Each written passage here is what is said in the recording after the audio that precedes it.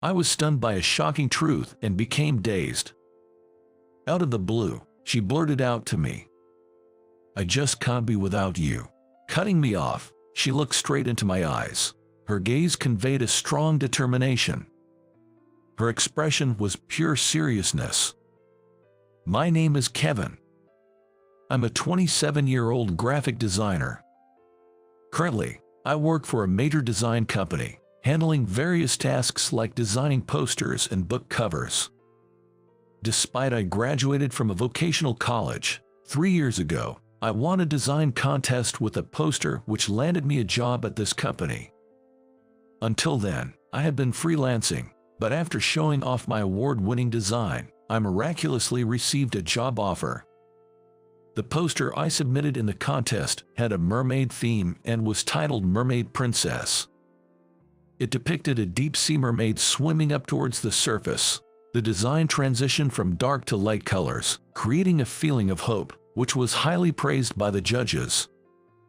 I have a strong attachment to this Mermaid Princess work as it was a turning point in my life. A job at a major company allowed me to be involved in various projects and led to fulfilling days. However, I had one concern. It was my boss, Director Bob. "Kevin, the font color doesn't match the background. Redo this flyer's design. From my perspective, who have studied at a prestigious art college, navy is better than blue in this case." Saying so, Bob threw the flyer at me. Thinking here we go again with his nitpicking, I replied, "Got it," and immediately turned to my computer. Director Bob had graduated from a renowned art college, and thus held immense confidence in his taste and education. For that reason, he clearly didn't like the fact that I, a mere technical college grad, joined the same company midway. Just like now, he always nitpicked at my works, suggesting to change the color or switch the motif from flowers to stars, and demanding numerous revisions. Of course, as a designer, my goal is to produce better works. But the tricky thing with Bob was that he often changed his feedback. As expected, after I switched the font color from blue to navy and presented it, Bob ordered another revision. "You know what? Blue was better. No hard feelings, but artists go through many iterations to create masterpieces. This will be a great learning experience for you, as you have not properly studied at an art college." Saying so, Bob handed back the flyer with a sneer. Feeling the malice from Bob, I once again replied, "Understood," and ended up working overtime that day. With all the overtime work and the way I was being treated, I was starting to feel down. But I genuinely love my job as a graphic designer, and I also wished to become a designer who would someday earn Bob's respect. But man, I sure could use some emotional support. Late at night, after finally finishing up, I felt a pang of sadness while heading home on the last train. Looking back, when I was freelancing, I was always busy due to financial constraints. In such a situation, romance was out of the question, and since my college days, I had always been alone. But someday, I'd like to get married. I thought, maybe now is the time to take some action. However, as I was suddenly driven by that urge, I was still unsure how to proceed since I had been away from dating for so long. So, the next day, I decided to seek some advice from my cousin, whom I regard as my elder brother, John. When I called him, John suggested, "If you're up for it, I know a woman I'd like to introduce you to. She's a 26-year-old freelance illustrator and a friend of my wife." An illustrator? I'm intrigued. If she's okay with it, I'd definitely like to meet her. Thus, through John, I got a chance to meet this woman. We planned to have a matchmaking date at a cafe lounge in a week. The woman's name is Catherine. I got to see her picture on a phone, and she was a beautiful lady with long flowing black hair. Despite I'm not that good looking, I showed Catherine my picture through John, and thankfully, I seemed to be within her acceptable range. Now, all that was left was to meet in person.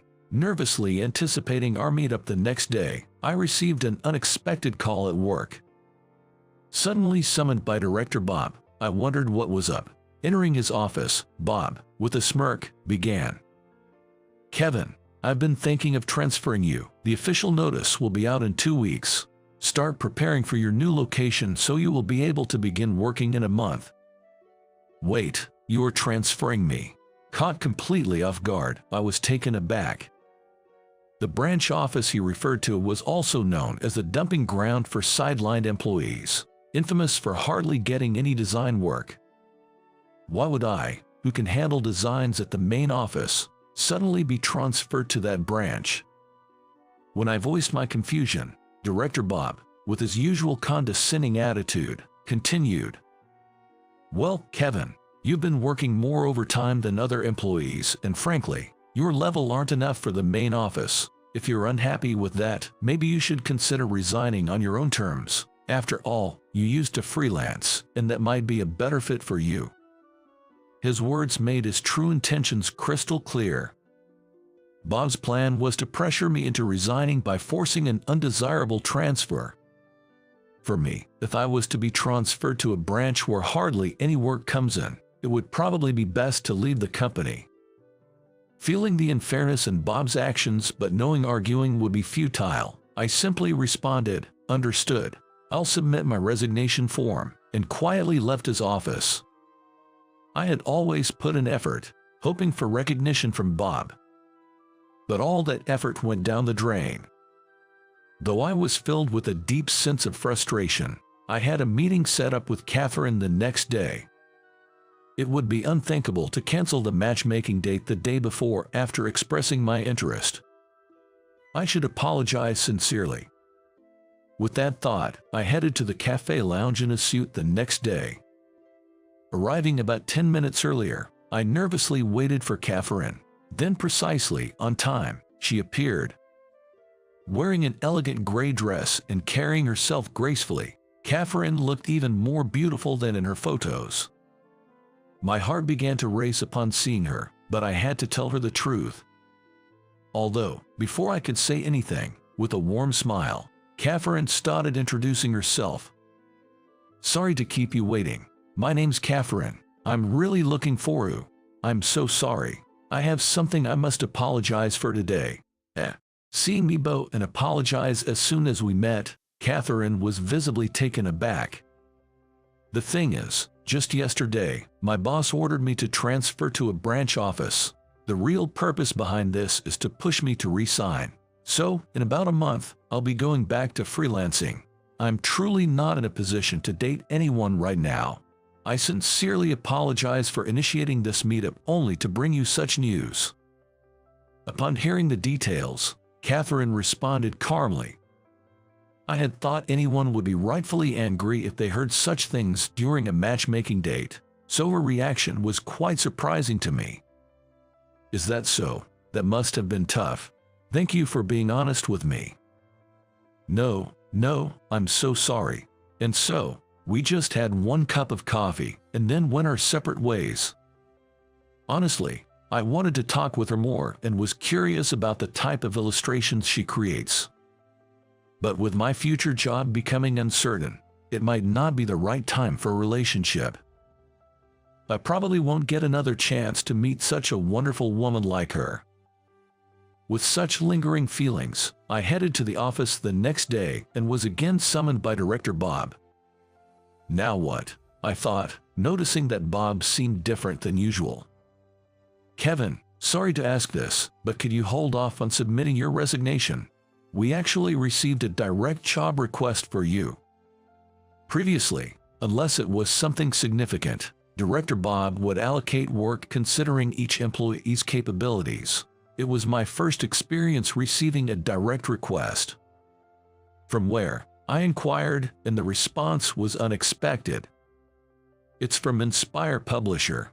Who would have thought a major publisher like them would scout you directly? Inspire Publisher is a top-tier publisher.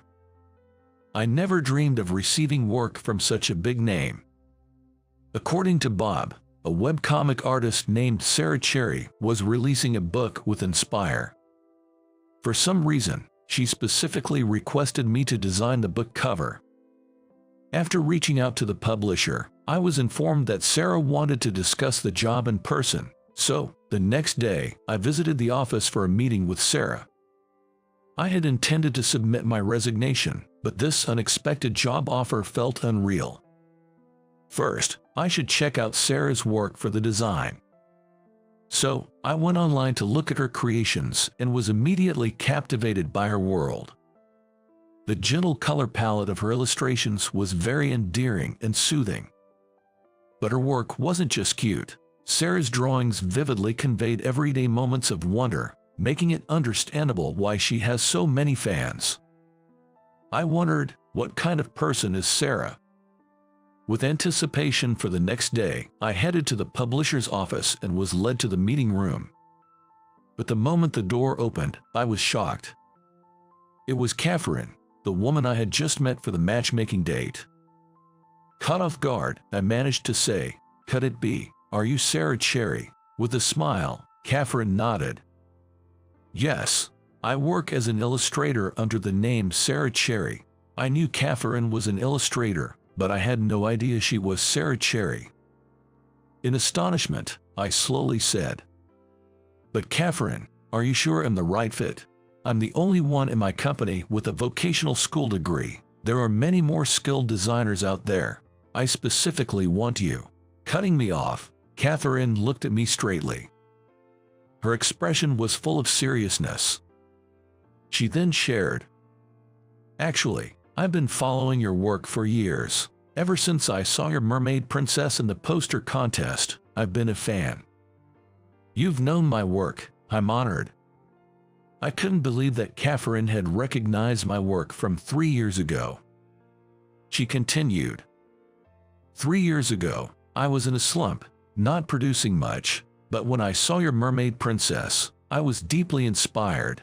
The mermaid's desire to escape the dark sea and reach the shore where her prince awaited resonated with me. I felt that as long as I persisted like that mermaid, I would eventually see results. Your work inspired me to persevere." Catherine, realizing someone was touched by the emotions I poured into my work, was the greatest joy. It's not just about creating beautiful graphics. If my own creation had truly moved someone's feeling, there's no greater joy. Catherine's eyes filled up with tears as she continued, "That's why I was so thrilled when I heard about our matchmaking date. I've always wanted to meet you, Kevin.